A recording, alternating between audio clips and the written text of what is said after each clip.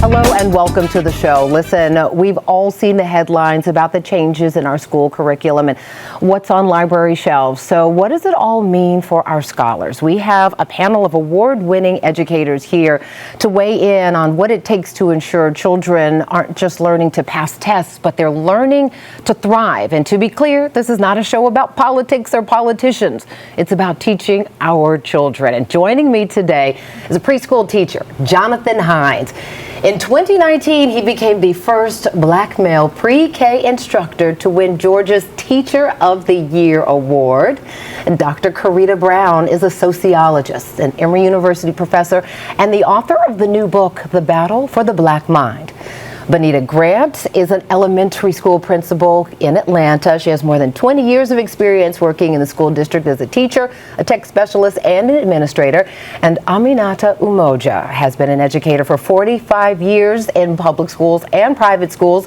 She's also the founder of Quilombo African and Cultural Institute, a school that incorporates African heritage into the fabric of every subject, math, science, even agriculture. So welcome to all of you. It's a pleasure to have you here from your different levels in academia, from pre-K all the way up to college, public, private. It's going to be a good conversation. I'm ready to learn some things, right? Thank you. I want to just start with what you are telling, what kind of conversations you're having with your colleagues, fellow educators, and really for parents who are coming to you and saying, I see things are changing, what's being taught, what's not being taught. What's the first thing that you tell your parents? Your students' parents, to any one of you?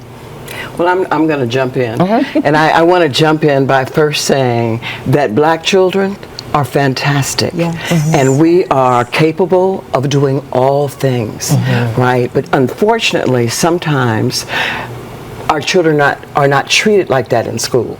So it's really important for parents to uplift their children, and it's important that parents make sure their children are being taught how to read. Across the country, our children are not being taught. According to the National Assessment of Educational Progress, only 14% of 8th graders are proficient in reading. Reading at an 8th grade level. I know you guys were nodding on all of that. How important is the reading component of all of this starting at home? I've heard so many teachers say the first book can't be the books that they see when they get to school. Agree, disagree? I can't agree more with that. As a university professor I get your wonderful children, once all of you parents are finished raising them, you send them off to college, they're prepared and excited, and yet one thing that I've seen over the last decade is that young adults struggle with critical thinking skills. And why is that? Often it's rooted in this literacy issue, because literacy is how we then project our analytical skills. It is the foundation for what happens next. And also, we have to remember that school is more than reading, writing, and arithmetic. Right. It's about, as our ancestors would say, head, hand, and heart.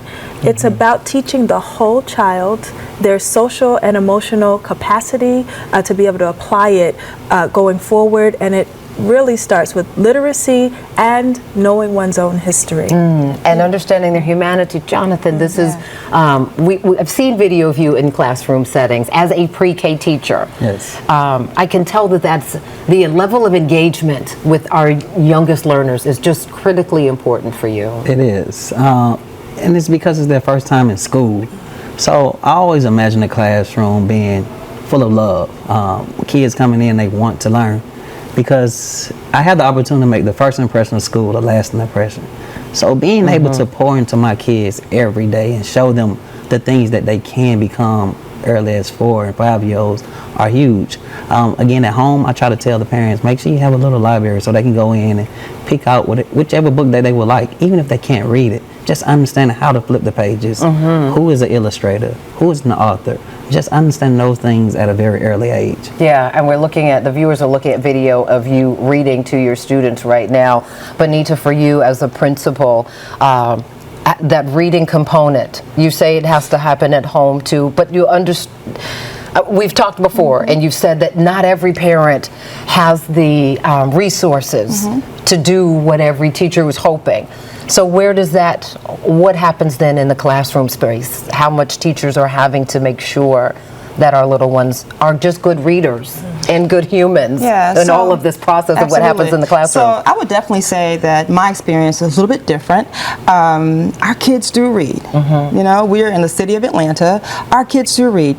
I think some of our challenges are for our parents who do not have affordable housing, who have to go from house to house, who are homeless. Those kids do come in with gaps. But when I think about the students that have been at our school, Thicket Elementary School, for 4 or 5 years, consistently with really good attendance, they're reading. Can we talk about just that impact of how the outside factors play so much a part of what happens before the child even gets to school, right? Depending upon resources, income, communities, whatever may be happening in the house. It's major.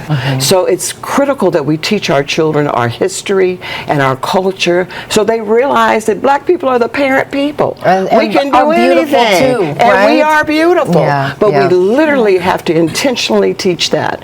We can't just leave it up to luck. We have to be intentional about giving our kids examples of beautiful black people doing wonderful things. And then it still happens, though, in every subject, right? I mean, it's still making sure that we identify beyond reading, that math, that science, that all of these things. You spend a lot of time talking in the book about what happens in college spaces after Reconstruction, with teaching being a model of creating labor versus creating thinkers.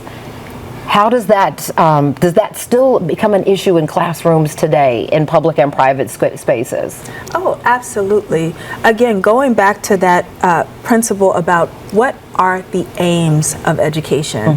Is it just a transaction to get a degree to go into a specific profession? If you take that path, school is really just going to be again, a transaction.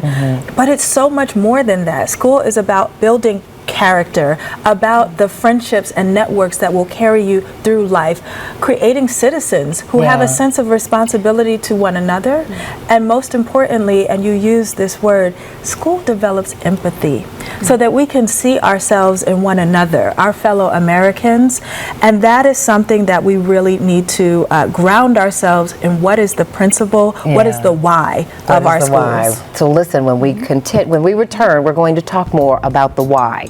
A conversation about equipping our youth with the knowledge they need to succeed in class and, to all of your points, beyond the classroom. That conversation continues right after the break.